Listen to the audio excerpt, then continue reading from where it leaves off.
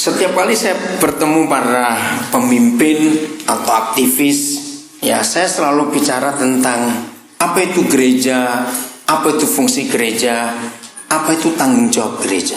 Ya saya selalu berbicara seperti itu. Saya ingat kejadian tahun 96. Ya saya nggak tahu saudara masih ingat atau tidak, ketika 11 Juni kalau tidak salah 96 itu mulai gereja-gereja dibakar secara masif, secara besar-besaran di Indonesia, itu di Surabaya. Waktu itu hari Minggu, jam kebaktian yang sama antara jam 10-12 itu, kira-kira 12 gereja yang sedang kebaktian diserbu di Surabaya. Ada yang dibakar habis, ada yang dirampok jemaatnya, ada yang dilecehkan dan semuanya itu. Nah itu Juni, nggak ada kelanjutan. Ya, September tanggal 26 saya masih ingat tahun 96, Situbondo hancur. Ya kalau masih ingat itu, akan ada martirnya pendeta Kristian. Saya kenal baik, dia tua, pendeta dari gereja Pantai Kosta Pusat Surabaya, bersama istri, bersama anak angkatnya, bersama satu pengerjanya dibakar hidup-hidup dalam gedung gereja. Sekolah-sekolah Katolik dihancurkan semuanya. Lalu setelah itu satu-satu gereja-gereja kecil, saya nggak ingat. Tiba-tiba 26 Desember pas Natal hari kedua, Tasikmalaya. Maka itu saya nggak akan lupa peristiwa-peristiwa itu, karena itu betul-betul membekas di hati saya. Nah hari itu saya diundang pelayanan Natal guru-guru sekolah minggu dari sebuah gereja Protestan, namanya Gereja Kristen Kebangunan Kalam Allah di Surabaya. Waktu kami berangkat dari rumah, itu sekretariat, kami tinggal rame-rame, ada hampir 30 orang begitu, nggak ada apa-apa. Nah pas kami pulang, sudah agak malam karena selesai Natal, saya bingung, kok ada orang berdoa di rumah. Saya ingat waktu itu saya tanya istri saya, ada apa ini kok ada doa? Ya nggak tahu. Loh, saya tanya, apa tadi nggak ada yang beritahu? Enggak itu. Ya udah begitu kami masuk, mereka lagi doa serius. Sampai saya itu nggak berani nanyain salah satu di antara tim kami itu. Ya udah, kamar kami itu harus melewati tempat mereka doa. Jadi kami nggak bisa masuk kamar, mau nggak mau ikut duduk. Nah terus duduk, saya korek yang sebelah saya, ini doa apa? Masih nangis dia. Loh, masa nggak dengar? Dengar apa? Oh, dengar kabar Tasikmalaya dihancurkan. Wah, saya timbul kemarahan yang luar biasa. Betul-betul marah. Sampai istri saya itu pegang tangan saya. Marah, betul marah. Saya selama menikah, dia belum pernah lihat saya semarah itu. Kemarahan saya adalah kepada pemerintah, kepada negara ini. Kalau masjid satu jendelanya dirusak aja ributnya nggak karu-karuan. Kata nggak, ini gereja. Nah saya nggak tahu tahun itu siapa yang ingat Pak Harto membuat program P4, ya, pedoman penghayatan pengamalan Pancasila. Itu kan harus ikut sekian puluh jam. Nah saya ikut karena saya jadi tutor mereka juga. Saya langsung masuk kamar saya cari piagam P4 saya robek. Saya bilang Pancasila tai, Pancasila nggak berharga. Wah saya marah, betul-betul marah. Saya bilang besok saya mau ke Jakarta. Istri saya tanya, enggak, ngapain kamu sudah? Saya mau cari menteri atau anggota DPR atau MPR. Saya akan bilang, mana keadilan di negeri ini? Kenapa sejak Juni itu diam saja? Ya marah, saya belum pernah semarah itu. Ya karena saya ditahan istri saya tahu bagaimana dia takutnya. Karena dia tahu kalau saya sudah punya niat, wah nggak bisa ada yang menghalangi. Ya saya duduk lagi, saya nggak doa, saya melek, saya marah betul-betul. Saya mau teriak pada mereka, doa, ngapain kamu doa? Ini nggak bisa didoakan, harus ada yang bertindak, betul tidak? Mau doa bagaimana lagi?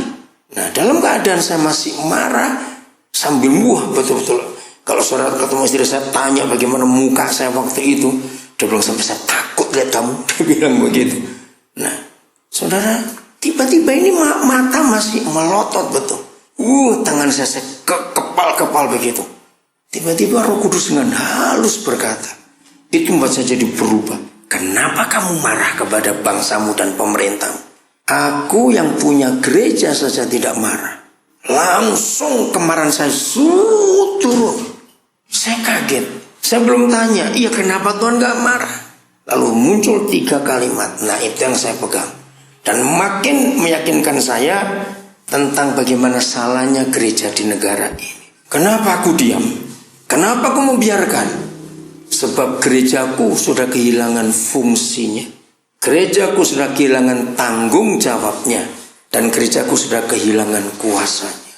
Saudara, setelah 3 kalimat itu muncul, saya menangis.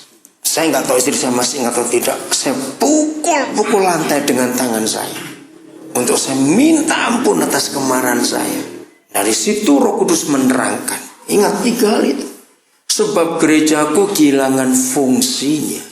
Saudara bisa bayangkan kalau sebuah tempat praktek dokternya masih ada di situ, jarum suntik, alat-alat periksa dokter masih ada, obat-obat masih ada, tahu-tahu dijadikan kantor bank perkreditan rakyat. Ngerti ilustrasinya ini? Jadi alih fungsi, tapi dokternya masih di situ. Nah, itulah gereja. Fungsinya sudah tidak ada. Gereja hanya jadi tempat orang-orang elit kumpul. Hanya orang yang senang-senang dengan surga, dengan hadirat Tuhan.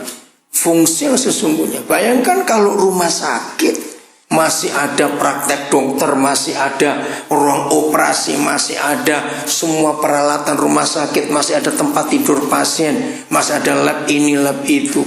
Tiba-tiba jadi rumah makan. Kan sudah jauh sekali.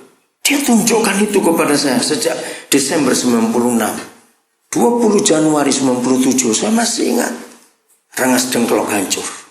Sejak itu sampai hari ini saya nggak mau ngapalin lagi, capek saya ngapalin. Cukup sampai Rengas Dengklok saja. Dan sampai hari ini nggak tahu berapa banyak gereja lagi yang sudah dihancurkan. Yang kedua, gereja kehilangan tanggung jawabnya. Apa tanggung jawab gereja? Dalam perjalanan dari Batu Nunggal, dijemput gembala saudara sampai ke sini, kami banyak diskusi tentang gereja.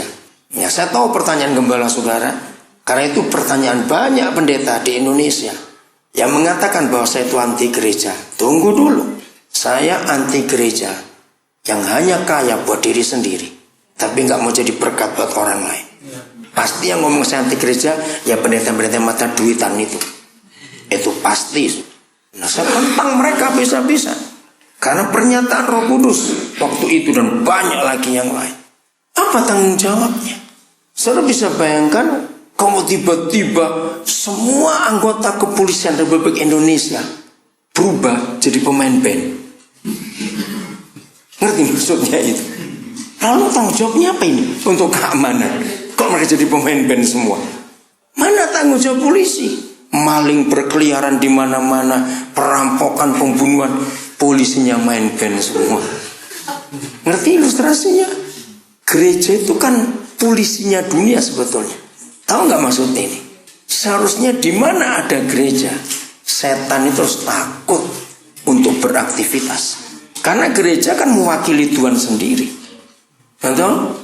Nah, tapi nggak ada tanggung jawabnya. Karena gereja cuma sibuk menyenangkan diri sendiri. Saya bicara bukan tentang saudara, satu gereja saudara beda dengan yang lain. Maka itu saya bisa bergerak seperti ini. Saya nggak mau dijadwal rutin oleh gereja-gereja tertentu yang hanya mau senang dengar khotbah. Ya, saya hanya mau melayani kepada gereja yang betul-betul mau mengerti firman. Maka itu karena besok ada pemberkatan nikah, nah saya itu paling suka pelayanan pemberkatan nikah. Cuma ada 2 tempat penginjilan paling gampang, nggak pakai panitia, nggak pakai duit, di pernikahan dan di orang mati. Dah, itu paling enak. Maka itu saya ini dalam 1 tahun paling dikit 25 pernikahan saya berkati, paling besok aja 2 pernikahan. Dan kalau saya berkati pernikahan, saya bilang undang semua teman keluargamu yang belum Kristen. Dan betul sampai hari ini saya bisa memenangkan banyak jiwa di pernikahan dan di kematian. Nah, terus minggunya kan ini ke Jakarta, Bandung dulu jam 10, besok Jakarta jam 4. Nah, terus saya pikir balik Bandung aja.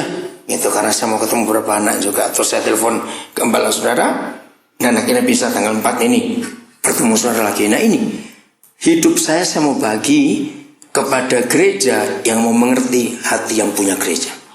Nanti enggak itu. Untuk apa saya bagi gereja yang enggak ngerti hati yang punya gereja? Untuk apa? Nah, kembali pada tanggung jawab gereja yang sesungguhnya. Kita sudah melenceng jauh dari yang Tuhan inginkan. Di mana kehadiran gereja itu harusnya membuat setan-setan itu takut untuk beraktivitas. Karena kita ini mewakili Tuhan Yesus. Nah lihat, gereja hanya sibuk untuk mencari kesenangan diri sendiri. Yang saya mau katakan, saya percaya saudara pasti pernah dengar orang-orang gereja apalagi yang menyebut dirinya karismatik itu, waduh, yang ngeroh saja, lupa hidupnya masih istilah Jawa ngambah lemah, tahu kata itu, masih nginjak bumi. Nah orang-orang karismatik itu sudah melayang-layang 5 cm di atas tanah. Ya, tadi kebaktian di gereja itu, hadirat Tuhan luar biasa, merinding saya. Wah, saya paling jengkel dengan kata-kata seperti ini. Saya bilang kalau hadirat Tuhan kamu ukur dengan merinding, maka jalan di kuburan malam-malam merinding juga, goblok. Betul saya marah sekali. Apaan itu? Karena salah. Itu kan klinik, itu kan pedukunan.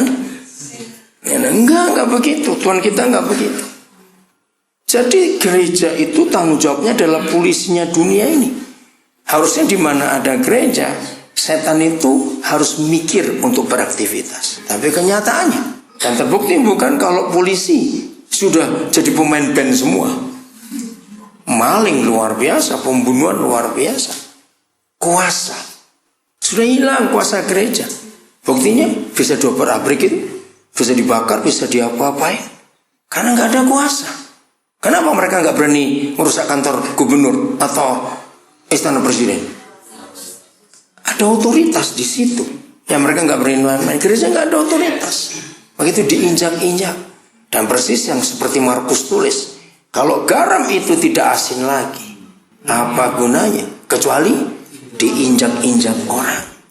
Sejak hari itu, 26 Desember 96, saya makin keras menentang gereja-gereja yang sok hebat. Persis yang seperti dikatakan pewahyuan kepada Yohanes di Wahyu pasal 2 gereja Laodikia.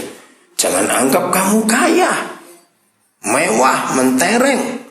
Jangan anggap kamu aktif dalam kegiatan. Tapi ngeri 3 hal yang Yesus katakan. Padahal kamu itu miskin, buta, dan telanjang. Nah ini yang kita harus ngerti.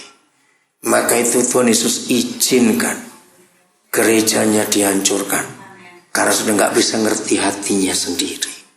Mengerikan. Gereja itu dipanggil Tuhan supaya betul-betul punya dampak. Kalau kita melihat kata gereja dalam bahasa Yunani yang adalah eklesia, pernahkah kita menyadari bahwa eklesia pertama itu adalah Abraham? Betul nggak? Apa itu gereja? Eklesia itu apa? Saudara masih ingat? Dipanggil keluar untuk jadi berkat. Nah, Kejadian 12 itulah gereja pertama di dunia. Eklesia pertama di dunia itu Kejadian 12. Maka itu kalau saya ngajar tentang perjanjian lama, saya nyebut Abraham, Musa, semuanya Yusuf, apa itu gereja. Gereja Abraham, gereja Yusuf, gereja Musa, gereja Daud, gereja Yeremia. Karena mereka itu gereja. Gereja kan individu kita. Tidak tahukah kamu bahwa tubuhmu itu rumah Tuhan. Dan itulah gereja. Nah jadi kalau kita mau kembali kepada tadi itu, fungsi, tanggung jawab, dan kuasa gereja, lihatlah Abraham dipanggil keluar. Dan keluarnya total dari negerimu, dari rumah orang tuamu, dan dari sanak saudaramu. 3 hal itu. Jadi tercabut total dari akarnya. Hebat sekali. Saya sering mengajarkan itu pada rekan-rekan hamba Tuhan. Begitu tadi waktu Gembala saudara cerita tentang berapa saudara punya ide, nanti saya akan teruskan kalimat itu, berani. Ayo saudara, ayo kita berjuang, berusaha cari duit. Tapi kita bisa berkata cukup untuk keluarga kita, dan sisa yang besar itu kita investasikan untuk pekerjaan Tuhan. Wah itu luar biasa. Nah saya harap roh itu nular di antara saudara. Ya tadi Gembala saudara nyebut 1 nama, saya nggak sebut di sini. Nah Abraham itu luar biasa. Ingat, waktu suara Yahweh datang kepada dia, Abraham kamu pergi. Dia sudah kenal kebenaran atau belum? Gak usah ragu-ragu jawabnya. Dia sudah kenal kebenaran atau belum? Belum. Dia masih di negeri Ur yang penyembah berhala. Catat itu. Yosua mengulangi lagi di pasal 24 kitab Yosua. Ketika nenek moyang kita dipanggil dari negeri itu, Yosua menerangkan Abram itu masih penyembah berhala. Maka itu maaf saya radikal terhadap firman Tuhan. Radikalnya begini, ayo sekristen-kristennya orang Kristen, sependeta-pendetanya seorang pendeta, ngerti gak kalimat itu? Kalau tiba-tiba nanti malam, hai anakku Eisenhower, tinggalkan semuanya. Esok kamu ke Bandara Husein Sastra Negara. Kemana Tuhan? Pokoknya ke sana dulu. Bawa anak istrimu. Sorry ya, bukan kamu. Ini semua kita mikir loh saudara. Ngerti nggak kalimat ini? Sekristen-kristennya orang Kristen, sependeta-pendetanya seorang pendeta, disuruh pergi tanpa tahu dan bawa keluarga. Memang waktu saya dipanggil Tuhan ke Papua itu, saya masih tinggal di Amerika dan saya belum menikah. Tapi maaf, hidup Abraham itu yang saya jadikan patokan sampai hari ini. Termasuk Tuhan beri saya uang berapa, apa saja lu dia minta saya akan beri. Nggak main-main. Semalam kami meresmikan sebuah tempat di Nabire. Tempat cukup besar, luas tanahnya 1 hektar, 50 meter kali 200. Ada bangunan, ya, 3 jadi 1. Itu rumah makan besar di Nabire, tempat karaoke juga, karaoke keluarga. Lalu di bagian belakang ada mes untuk karyawan, 14 kamar, semuanya pakai AC, kamar mandi dalam satu-satu semuanya. Pemiliknya seorang janda yang sudah sekian puluh tahun di Nabire dan itu usahanya. Dia sudah tua. Nah, sejak tahun yang lalu 2011 dia maksa saya untuk beli properti itu dengan semua peralatan ditinggal, peralatan restoran, semua kursi, meja, semua AC pada nggak bawa, pada mobil 1 bis untuk anak-anak. Dari tahun 2011 saya bilang saya nggak punya uang, harganya murah. Ya kalau dibanding jauh lebih murah lagi, 3,5 miliar. Nah, ada yang nawar, pemerintah sudah nawar, Pemda. Bupati ribut nggak jadi. Ada satu karaoke besar di Nabire di tengah kota. Dan mereka nggak bisa mengembangkan karena di kota nggak ada tempat. Cari itu. Beda harga dengan yang ditawarkan oleh saya itu hampir 1 M. Tapi janda ini tetap minta kami yang beli. Bilang saya nggak punya uang sebanyak itu. Tapi aneh. Terus dia datang tiap kali dia lagi kejepit, udahlah, ya udahlah bagaimana? Enggak ada uang. Lama-lama juga, wah betul-betul dia pakai prinsip Lukas 18 janda itu datang tiap hari. Nah, bulan sebentar Maret April tahun ini ada seorang pengusaha di Surabaya yang ngerti pelayanan kami. Nah, dia itu punya bebannya itu di daerah Mamberamo, ya, dan pedalaman sana. Terus, supportnya besar untuk sekolah-sekolah kami di sana. Dia bilang gini, waduh, kami ini kalau kirim barang ke sana susah cari tempat. Pernah satu kali kami sudah beli barang, itu naik perahu ke sana. Naik perahu itu harus lewat satu sungai, keluar ke laut, masuk muara lagi, baru mudik. Itu susah sekali.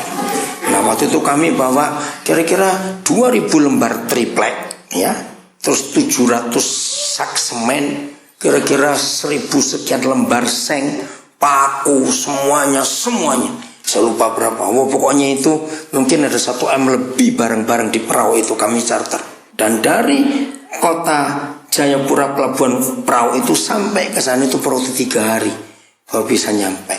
Ternyata pas dari keluar sungai pertama, muara, mau masuk muara yang berikut, dihantam ombak, tenggelam semua barang-barang itu. Kalau naik pesawat nggak mungkin, karena harus bayar mahal sekali. Nah, pengusaha ini bilang, kamu punya tanah nggak di Sentani dekat bandara? Oh ada. Memang saya pernah beli tahun 2010 yang lalu. Itu luasnya 1.600. Cukup besar. Sudah kami buat fondasi. Aduh nggak bisa bangun. Ya kami biar. Akhirnya dia tahu. Saya tunjukin. Oh ya udah. Kamu beli berapa waktu? Murah. Tahun 2010 itu hampir 200 juta. Ya udah. Saya beli. Loh ngapain kamu beli? Kok dipakai juga untuk sama-sama? Ya tapi kan uangmu bisa dipakai untuk yang lain. Yang benar, Loh kan kamu gak tinggal di sini? Ya biar aja saya beli. Luar biasa Tuhan. Langsung dia beli 1 M saudara.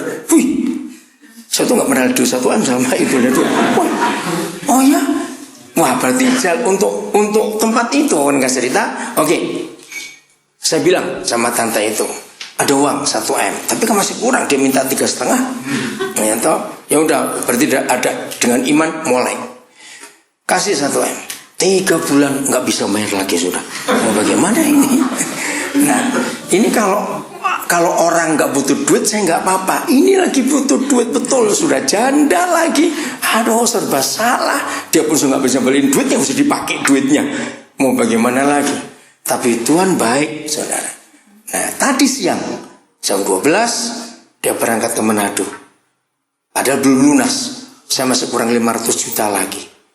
Nah, karena dia minta supaya diresmikan, jadi malam kemarin peresmian itu hujan deras. Wih, waktu saya undang pendeta-pendeta di Nabire, dia memberikan kesaksian. Semua kami menangis waktu dengar kesaksian. Istri saya juga, seperti itu keadaannya. Pokoknya luar biasa. Nah, yang heran lagi saudara, kami nggak mampu mengelola tempat sebesar itu. Karena tim kami, walaupun tim kami di Nabire itu hampir 400 orang, itu timnya saja. Anak sekolah semua kira-kira 2000-an lebih. Tapi nggak mungkin harus mengelola tempat 1 hektar itu dan kebangunan segede itu tuh sudah nggak mungkin. Nah, Selasa pagi itu final. Artinya final begini, harus ada yang jaga. Di Papua itu kurang ajar orangnya. Rumah jelek aja 2 hari dilihat orang kosong, langsung diprotoli, pintunya semua dicabutin. Aduh, memang susah sekali. Mudah-mudahan gak ada orang Papua di sini saya ngomong. Oh ada toh, oh maaf, bukan kamu pokoknya. Nah ini rumah sebesar itu, nggak ada yang jaga, wah gawat itu. Siapa masih banyak semuanya. Nah, terus pimpinan SN kami namanya Eliezer Edo. Kami itu kerjasama baik dengan satu sekolah namanya Aras Tamar di sana. Nah kami tahu mereka itu sedang kesulitan cari lokasi. Tiba-tiba pimpinan saya ini bilang, cobalah hubungi namanya Julia Sitorus. Mungkin mereka mau pakai tempat itu. Oh iya, saya bilang oke, saya hubungi. Saudara waktu saya telepon, nanti dulu lagi doa. Oh ya sudah. Selesai doa, dia telepon, ada apa? Aduh, minta tolong, saya bilang begitu. Tolong apa itu? Mereka tahu bahwa kami sedang membeli tempat itu. Tolong jagain dan pakai sekali tempat itu sudah. Wah, dia berteriak. Lulu kenapa? Tadi tuh kami ini doa untuk tempat. Karena kami nggak tahu mesti kemana. Bayangkan. Jumat ditinggal kosong hari ini. Selasa baru dapat jawaban. Dan tim mereka itu besar, hampir 80 orang untuk sekolah itu. Saudara, akhirnya Selasa pagi langsung mereka masuk 80 orang. Sudah tempati, sudah pakai dulu. Dan kami buat perjanjian 5 tahun. Karena mereka juga perlu untuk akreditasi dari sekolah itu. Ini harus ada pernyataan paling minimal 5 tahun. Oke, kami kasih 5 tahun. Nah, kenapa saya cerita ini? Orang itu heran. Saya beli, tapi saya nggak mikir nempati. Kalau Tuhan suruh, ternyata orang lain nempati. Ngerti nggak ilustrasi itu? Karena saya pakai cara Abraham. Apa saja yang Tuhan bicara kepada saya akan kerjakan. Maka itu waktu dia panggil saya ke Papua, saya masih di Amerika, masih enak-enak untuk tinggal di sana, pelayanan lagi luar biasa. Tapi dia bilang kamu ke Papua, saya berangkat, nggak pakai doa dulu ya Tuhan minta konfirmasi, enggak, apa saja yang Tuhan bicara kepada saya. Maka itu ketika banyak orang karismatik memberikan memberikan poin-poin 1, 2, 3 untuk bisa mendengar suara Tuhan. Saya bilang gombal, saya bilang begitu. Untuk mendengar suara Tuhan cuma 1 poin, taat. Udah itu saja. Tuhan itu akan bicara kepada kita kalau dia tahu kita taat. Katakan amin. Kalau dia tahu kita nggak taat, doa puasa 40 hari kali 10 nggak akan didengar oleh Tuhan. Tuhan nggak mau bicara, apa nggak taat? Ngapain Tuhan bicara pada orang nggak taat? Maka itu ujiannya pasti dengan materi dan duit. Saudara punya berapa? Terus Tuhan minta berapa? Awas yang berak-berak. Tuhan tuh bukan ini. Siapa yang ngomong? Awas bilang begitu. Awas itu ya. Belajar untuk betul. Abraham itu luar biasa. Sungguh itu saya katakan sekristen-kristennya orang Kristen. Dan itu yang Tuhan mau. Nah orang Nabire tahu, maaf kemarin saya cerita lagi supaya mereka itu tahu. Dan kenapa tim kami semuanya bisa loyal betul. Jadi selama saya tinggal di Nabire, kira-kira 30 rumah saya sudah beli untuk pelayanan semua. Dan itu uang saya. Artinya uang yang saya terima dari Tuhan. Dan tidak ada satupun yang atas nama saya. Maka itu saya nggak bisa disalahkan. Iblis itu paling jengkel lihat saya. Loh serius, kapan iblis bisa jengkel lihat saudara? Cuma ada satu, kalau saudara nggak doyan duit. Itu iblis jengkel betul-betul. Katakan amin. Kalau saudara masih doyan duit, maka itu sahabat. Gitu, saya tahu sendiri. Lu benar kan ya, duit itu kan setan. Lu betul nggak Yesus berkata duit itu kan setan. Maka itu saya nggak pernah taruh setan di baju saya, nggak ada. Setan saya di tas jauh dari sana. Ada dua alasan. Setan itu paling kotor sedunia. Nah betul nggak? Benda apa yang paling kotor? Uang. Maka itu kalau saya dilihat orang masuk mau diganti, saya geli betul. Itu bakterinya berapa miliar itu di situ. Terus masuk ke baju. Aduh. Yang kedua saya nggak mau dekat-dekat setan. Maka itu saya nggak takut kehilangan, saudara. Benar, saya itu sering kehilangan. Sudah nggak sekali dua kali, tapi saya nggak pernah pusing. Hilang biarin, saya bisa cari lagi. Maka itu setan tuh jengkel dengan saya, karena saya nggak pernah sayang dia. Kok nggak amin? Kalau sayang apa? Dipegang-pegang, disimpan-simpan itu sayang namanya. Saya nggak sayang. Kemarin malam, hari Rabu ada tamu dari Surabaya 2 orang. Saya nggak kenal. Ya mereka pengusaha mau cara nginep di rumah. Nah pas mereka baru tiba, terus di rumah ada seorang kepala asrama yang datang. Nah dia perlu duit, di bendara lagi nggak ada. Ya udah ini ATM, ini pinnya, dah kamu cek aja ada berapa. Kepala asrama pergi, ini pengusaha bilang, loh, kok dia percaya? Cuma begitu aja mau nggak percaya, saya bilang begitu. ATM saya ini sudah hafal semua orang-orang itu.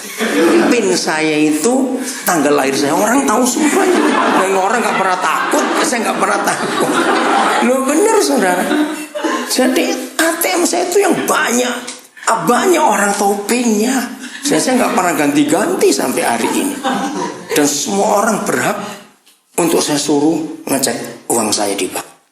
Maka itu betul-betul setan jengkel lihat saya. Saya nggak ada rahasia tentang uang sama sekali. Saya punya 6 bendahara.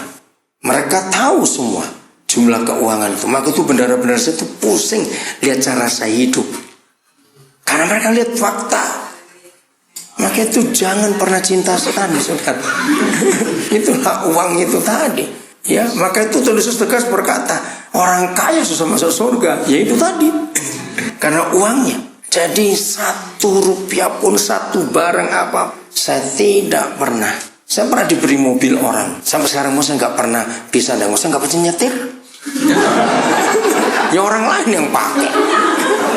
Ya kalau dia marah kasih saya, kamu tahu saya nggak bisa nyetir, kamu kasih kok kamu. Dan ada 2 tuh saya, kalau istri saya sampai tertawa. Kalau saya naik tuh saya mesti dekat dulu, ini yang mobil yang mana ya? Bayangkan antara Avanza Innova saya nggak pernah hafal sampai hari ini. Itu yang mana ini mobil? Saya tuh kalah dengan anak-anak kecil yang tahu merek mobil dari Jawa. Karena saya nggak pusing dengan barang-barang begitu. Maka itu hati kita lengket dengan siapa itu mempengaruhi dalam hidup ini. Jadi Abraham dipanggil sebagai eklesia, diberkati untuk jadi berkat. Nah itulah fungsi gereja itulah tanggung jawab gereja, itulah kuasa gereja yang akan membuat dunia ini berubah. Dan terus kalau kita lihat perjanjian lama, bagaimana gereja itu betul-betul jadi berkat di semua tempat di mana mereka ada. Oke, kejadian sudah, sekarang langsung Wahyu. Wih, sudah khotbah kejadian sampai Wahyu. Wahyu 21. Ya, Wahyu 21. Apa judulnya satu? Apa judulnya? Udah kita saudara lihat judulnya apa? Langit yang baru dan bumi yang baru. Ini bicara gereja. Saya baca ayat 1. Lalu aku melihat langit yang baru dan bumi yang baru. Sebab langit yang pertama dan bumi yang pertama telah berlalu, dan laut pun tidak ada lagi. Yohanes bingung melihat pewahyuan yang unik ini.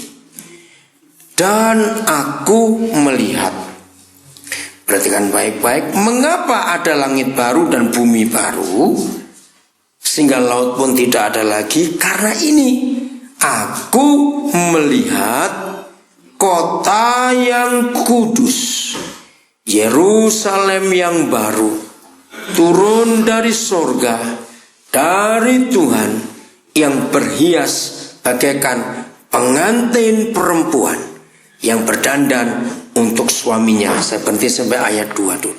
Kalau kita hanya melihat kalimat-kalimat pertama ayat 2, aku melihat kota yang kudus, Yerusalem yang baru, begini, kita bingung, kota apa ini? Tapi kalau kita lihat kalimat berikut, yang berhias bagaikan pengantin perempuan, ini bicara tentang siapa? Ayo, pengantin perempuan bicara tentang siapa? Gereja. Kalau saudara membaca filosofi politik, sosial, semuanya, saya nggak tahu saudara pernah tahu nggak ada kalimat-kalimat, ada phrase atau kata phrase bahasa Inggris, ungkapan langit, ya, dan bumi. Dalam ungkapan itu politik, ini artinya sistem. Pernah nggak saudara membaca kalimat-kalimat itu? Cukup banyak dulu ya, antara tahun 70-an 80-an itu.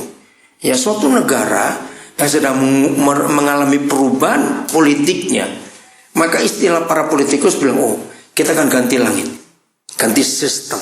Itu dipakai waktu itu. Berarti kalau ayat 1 pewahyuan ini, Yohanes melihat, aku melihat langit yang baru dan bumi yang baru. Sebab langit yang pertama dan bumi yang pertama telah berlalu. Jadi artinya ada sistem yang mau diubah. Amin. Nah, perubahan sistem itu hanya karena satu saja. Kalau gereja yang benar turun ke bumi. Ini pengantin perempuan ini tadi. Saya harap ada beberapa saudara yang pernah membaca sejarah Protestan, kata itu. Saya lupa judul bukunya, saya baca tahun 7 bulan yang lalu. Penulis ini orang Eropa. Dia merubah bahwa begitu gereja masuk ke Eropa, masih ingat istilah zaman Renaissance? Nah, itulah pengaruh Protestan. Kalau nggak ada Protestan, nggak ada Renaissance di dunia ini. Nah, Renaissance itu merubah semua sistem politik, sistem kedokteran, sistem seni, sistem pendidikan, sistem ekonomi, sistem semuanya. Itu Renaissance. Nah, Renaissance itu karena Protestan. Perubahan setelah Martin Luther itu. 31 Oktober kemarin, seluruh dunia merayakan Hari Reformasi yang ke-490 berapa, saya lupa kemarin. Nah, itu sejarah berubah. Nah, jadi sebetulnya Renaissance itu menggenapi Wahyu 21 ini. Dari zaman barok yang sangat monoton, ya, semuanya teratur rapi, karena itu sistem agamawi, berubah jadi pembaruan. Nah, itu hanya gereja yang bisa membuat itu, saudara.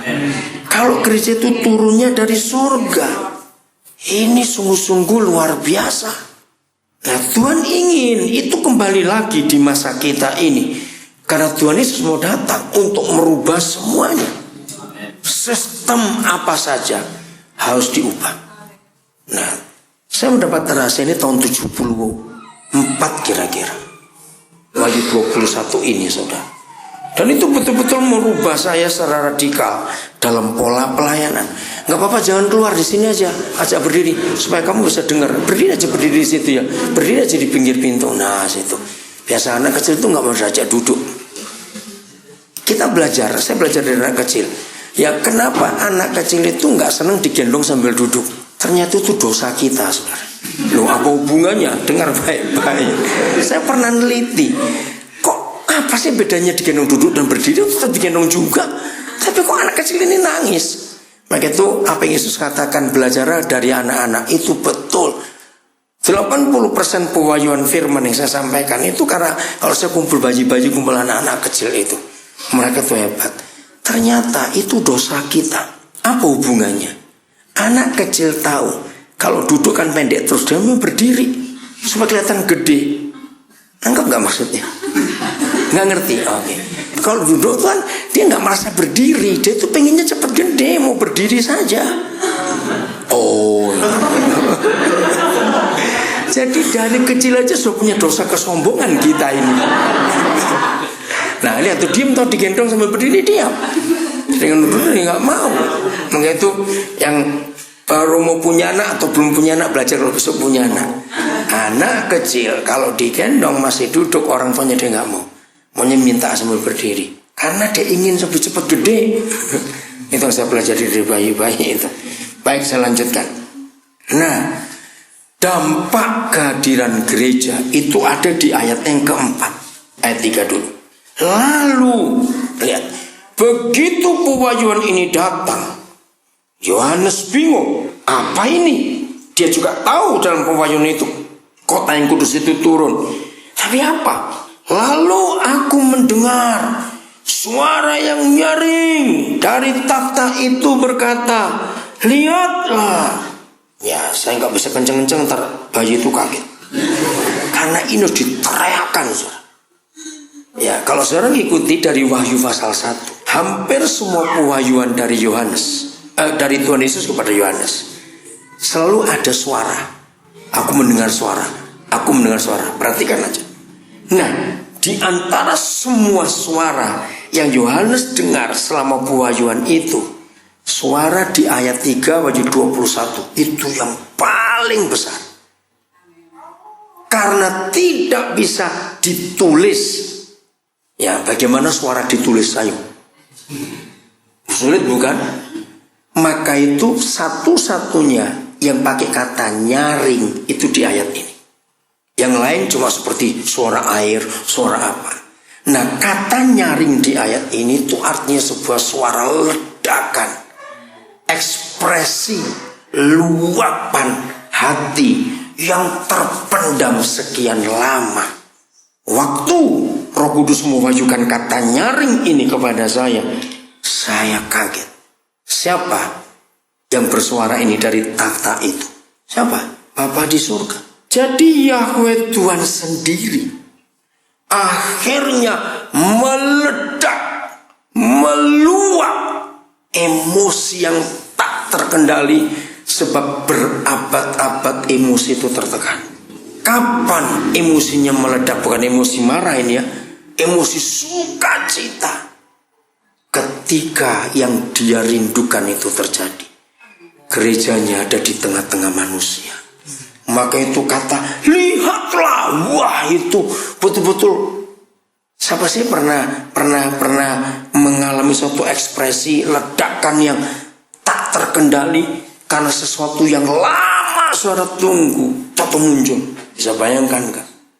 Lihatlah, ini nggak cuma nyaring, nggak cuma sudah nggak bisa dideskripsikan, ditirukan.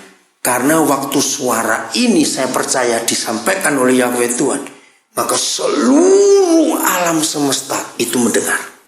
Karena ledakan luapan yang luar biasa. Lihatlah, saya baca baik-baik. Kemah Tuhan. Boleh saya ganti gereja? Betul tidak? Ini gereja bukan? Gereja. Lihatlah, gerejaku ada di tengah-tengah manusia. Dan ia, yaitu Yahweh Tuhan sendiri, akan diam. Saya lupa, saya pernah ditunjukkan oleh seorang Satu terjemahan, saya lupa itu terjemahan versi apa. Kata ia akan diam itu menggunakan kata bahasa Latin berdomisili. Apa arti kata berdomisili? Kita pernah pakai itu dalam istilah Belanda dulu. Apa berdomisili? Menetap, dia pindah. Jadi berapa ribu tahun pencipta alam semesta ini rindu pindah dan menetap di bumi. Bisa bayangkan gak? Itu kerinduan dia, menetap di bumi. Dia tunggu karena kita rumahnya. Betul? Kalau nggak ada rumahnya dia mau menetap, kata domisili kan harus ada tempat tinggalnya dong. Nah ternyata tempat tinggal Tuhan siapa? Ya gerejanya. Ya kita ini, rumahnya ini yang ada di bumi. Maka itu hampir semua penginjilan, mungkin hanya 0, sekian persen yang tahu Wahyu 3:20. Masih ingat? Tentang apa? Wahyu 3:20 ya. Itu pasti dipakai untuk penginjilan. Buat orang yang baru terima Yesus pas digambarkan gitu. Iya, aku berdiri muka pintu. Nah itu salah. Wahyu 3:20 itu bukan untuk orang baru. Ini untuk gereja kurang ajar, saudara. Loh kok bisa gereja kurang ajar bagaimana? Ingat loh, Tuhan Yesus pulang ke rumahnya. Itu kan gereja Laodikia. Jadi salah, itu bukan untuk orang yang baru bertobat, bukan. Tuhan Yesus pulang ke rumahnya, yaitu gereja Laodikia. Kenapa cari apa? Pulpen? Apa? Oh aqua itu loh, ada itu. Ya. Loh kenapa begitu? Nah ini saya ini suka memperhatikan orang sebabnya saudara. Saya harus itu kebiasaan saya, nggak taruh kursi bisa ngajar saya. Apa saya suka perhatikan itu. Itu kalau saya ngajar harus saya lihat wajah orang ngapain itu. Oke, saya lanjut. Kalau kita pakai ayat itu untuk penginjilan orang baru, salah. Nah, ayo kita pelajari baik-baik. Ngapain Tuhan Yesus pulang ke rumahnya sendiri pakai ketok pintu? Perlu nggak sebetulnya? Enggak. Oke, saya teruskan. Seandainya pintu itu dikunci dengan 12 gembok, tanpa dibuka dia bisa masuk tidak? Jawab baik-baik. Nah ya sudah. Itulah gereja kurang ajar itu. Yang punya rumah mau pulang dikunciin. Ngerti? Nah itu gereja kurang ajar itu saudara. Pakai persis gereja Laodikia, menyebut nama Tuhan, tapi nggak ada Tuhan. Tuhannya di luar. Mau pulang aja nggak bisa masuk. Dan dia hormat luar biasa. Kalimat itu penting. Barang siapa mendengar suara ketukan itu kalimat yang sangat rendah hati dari seorang raja segala raja yang mau pulang ke rumahnya sendiri. Nah, saya gabungkan ayat itu dengan teguran Tuhan Yesus di Matius 5 kepada orang-orang Farisi, ahli Taurat. Salah satu dia berkata, "Hei, kamu orang-orang munafik, kamu duduk di pintu. Tapi, ayo, tidak menyuruh orang masuk, malah menghalanginya." Nah, gabungkan ayat itu dengan Wahyu 3:20. Berdiri aja capek kamu, dia mau berdiri memang. Nah, nangis lagi terus ada duduk. Padahal sama, gendongannya sama. Saya heran lihat anak kecil-kecil. Kita juga dulu gitu, cuma lupa. Lupa kita tuh seumur dia. Jadi saudara, di mana ada ahli Taurat dan Farisi dalam gereja, maka Yesus ada di luar gereja. Kalau ada Farisi dan ahli Taurat, Yesus pasti keluar. Itu prinsip Tuhan Yesus. Kenapa kalau ada Farisi ahli Taurat Yesus pasti keluar? Sebab Tuhan nggak mau ada dua kepala di situ. Dia nggak mau. Dari kejadian Wahyu 3:20 itu saya belajar. Tuhan itu sopan luar biasa. Saya beri contoh. Ini kasus yang belum lama terjadi. Satu hari saya tuh dipaksa untuk ke Makassar oleh beberapa hamba Tuhan yang saya kenal baik. Mereka minta saya hadir untuk mengambil keputusan tentang sebuah sekolah Alkitab yang ada di Jawa Tengah. Dan saya kenal baik, ya, karena saya cukup banyak dibantu oleh mereka dari situ. Nah hari itu dalam pertemuan itu sekolah ini lagi di persimpangan jalan. Betul-betul turun drastis pamornya semuanya itu. Nah saya diminta untuk ada. Saya bilang saya ini sibuk. Jadi saya nggak nginap. Berangkat pagi, tiba siang, malamnya saya balik lagi. Nah mereka sudah menyiapkan agenda rapat. Mereka bilang nggak bisa sebentar Koden. Bilang itu. Ini paling enggak itu 4-5 jam. Saya bilang bicara gitu 4-5 jam itu ngapain? Saya jamin nggak sampai 10 menit selesai. Ada yang tersinggung. Kami ini datang jauh-jauh, ada yang dari Sumatera, dari Jawa, dari Kalimantan. Meremehkan sekali, kenal juga. Bukan meremehkan, karena saya tahu kebenarannya. Yaudah pokoknya kita ketemu dah. Daripada ribut di telepon, saya bilang begitu. Akhirnya saya datang. Betul nggak sampai 5 menit selesai. Kenapa? Mana agenda kalian? Agendanya banyak betul. Buang, saya bilang begitu. Saya betul-betul buang. Dengar. Saya bacakan wajah 320. Papa kita itu pribadi yang sangat sopan. Catat ini baik-baik. Walaupun itu pekerjaannya, tetapi kalau di situ masih ada pemiliknya, ada orang yang merasa memiliki, dia tidak akan pernah mau mencampuri. Itu sopannya dia. Kaget mereka semua. Jadi maksudnya cuma ada satu di antara dua. Yang ada sekarang mau menyerahkan kepada Tuhan atau tunggu dia mati. Selesai. Mau bicara apa? Ayo makan terus pulang. Selesai. Lu serius? Ayo jujur. Apapun yang kamu bicarakan di sini tetap mental karena ada seorang yang di situ. Tuhan kita tidak pernah mendobrak dan tidak pernah merampok. Ingat itu. Padahal dia dobrak bisa pintu dikunci. Apa susahnya? Kenapa? Iya dia Tuhan. Ini satu pelajaran yang luar biasa. Maka itu dengan Papa kita nggak usah pakai macam-macam. Ya enggak? Yang polos-polos aja lah. Berarti kata itu yang sederhana saja. Ngapain? Itu Papa kita. Maka itu dia belum bisa berdomisili di dunia ini.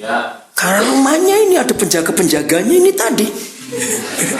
Ngerti nggak maksud itu? Siapa penjaganya? Si aku yang di dalam sini.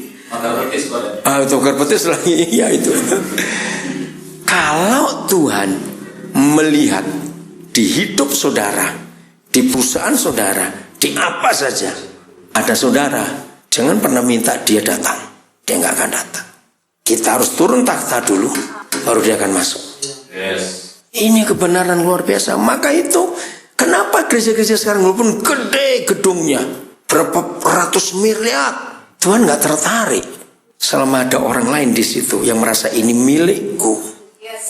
Maka itu kemarin waktu kami dikasihkan tempat itu dan diberi nama Rehobot, saya bilang walaupun ini maaf dalam tanda kutip uang saya cari uang untuk beli itu. Tapi saya nggak pernah merasa memiliki.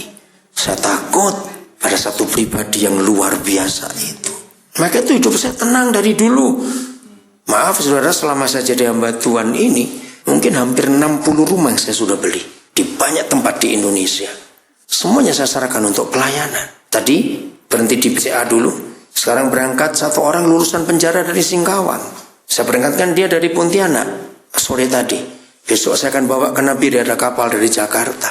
Saya pesan pada satu pembantu di mana kami nginap untuk siapkan lauk kering buat perjalanan karena 5 malam 6 hari dari Jakarta ke Nabire, bawa bayi 10 bulan. Dan itu yang saya urus. Orang-orang seperti itu. Maka itu ayo dalam hidup kita ini betul-betul kita mewakili Tuhan. Supaya semua orang kalau lihat kita, mereka itu lihat Tuhan. Oke, saya lanjutkan ayat 3 Wahyu 21. Ia akan diam, akan berdomisili ini dengan manusia. Ya, saya percaya sampai hari ini masih banyak orang Kristen membaca ayat 3 Wahyu 21 dengan konsep yang salah. Saya akan buktikan nanti dengan pertanyaan ini kepada saudara. Mereka akan menjadi umatnya dan ia akan menjadi Tuhan mereka. Nah, mereka ini siapa? Nah, salah. Itu bukti. Mereka ini bukan gereja. Baca baik-baik. Saudara, saya ketemu teolog, dokter apa, mereka ngertinya salah. Untuk apa Tuhan jadi Tuhan kita lagi? Kan kita sudah jadi miliknya. Justru gara-gara kita, dia bisa pindah ke dunia berdomisili untuk menyelamatkan masih di luar kita. Jadi mereka ini bukan kita, orang yang belum diselamatkan. Maaf, jangan merasa tertuduh bagi yang jawab gereja tadi. Karena bukan saudara yang salah, kami para pendeta yang salah ngajar saudara dengan kebenaran yang gak penuh ini tadi. Gereja itu egois, dan ini hal-hal kecil saudara, tapi bisa salah. Kenapa? Karena itulah keegoisan gereja. Saya tidak menyalahkan saudara kalau saudara berkata ini gereja, karena memang sebagian 99, sekian % pendeta mengajarkan Yesus itu hanya untuk kita. Selalu lupa kalau itu untuk orang lain. Selalu lupa. Jadi ini bukan kita loh. Lagi sekali, betul nggak? Coba baca baik-baik. Bukan kita. Saya itu banyak merubah lagu-lagu yang egois-egois saya ganti sendiri. Ya, nah. Salah satu contoh lagu Karya Terbesar. Saya cuma sekali nyanyi lagu itu secara betul terjemahan Sari Semorangkir. Tapi setelah itu sampai kemarin malam, waktu peresmian tempat itu, saya ajak mereka nyanyi lagu ini dengan cara betul. Karena kalau saudara nyanyi sama, karya terbesar dalam hidupku, pengorbananmu jujur, itu artinya saudara minta Yesus mati berapa kali lagi, goblok? Loh, betul tidak? Lalu bagaimana nyanyi yang betul? Dengar. Karya terbesar dalam hidupmu, pengorbananku yang selamatkanmu, akulah harta yang tak ternilai, yang kau miliki dan kau hargai. Apa dampaknya? Kalau kita jadi korban buat mereka, kita jadi harta buat mereka. Dan harta yang paling berharga, Tuhan Yesus dikagumi. Harus begitu nyanyinya gereja. Jangan pengorbananmu lagi. Yesus mati cukup sekali untuk kita. Banyak, saya nggak bisa terangkan semua lagu-lagu yang salah. Karena kita egois. Kita lupa masih banyak orang yang perlu Yesus lewat kita. Jadi baca lagi baik-baik Wahyu 21 ayat 3 ini. Saya ulangi lagi ya. Lalu aku mendengar suara yang nyaring dari takhta itu. Nyaring ini karena emosi yang meluap, karena sudah mungkin jutaan tahun tersimpan. Lihatlah, gereja Tuhan ada di tengah-tengah manusia, dan Tuhan akan jadi Tuhan, akan dia berdomisili bersama dengan mereka karena rumahnya sudah jadi. Amin, yaitu kita. Dan manusia akan menjadi umatnya, dan ia akan menjadi Tuhan mereka. Dampaknya cuma satu. Jelas sekali ayat 4 kalimat pertama. Dan ia akan menghapus segala air mata dari mata mereka. Dan maut pun tidak akan ada lagi. Seterusnya nggak usah baca. Tahun 74 saya sudah menyimpulkan apa itu gereja. Menurut ayat 4 saya simpulkan. Tahun 74 gereja adalah di mana dia hadir, maka di situ orang-orang di sekitarnya tidak akan bisa menangis lagi. Setiap kali saya bertemu para pemimpin atau aktivis, ya saya selalu bicara tentang apa itu gereja, apa itu fungsi gereja, apa itu tanggung jawab gereja. Ya saya selalu berbicara seperti itu. Saya ingat kejadian tahun 96. Ya saya nggak tahu saudara masih ingat atau tidak, ketika 11 Juni kalau tidak salah 96 itu mulai gereja-gereja dibakar secara masif, secara besar-besaran di Indonesia, itu di Surabaya. Waktu itu hari Minggu jam kebaktian.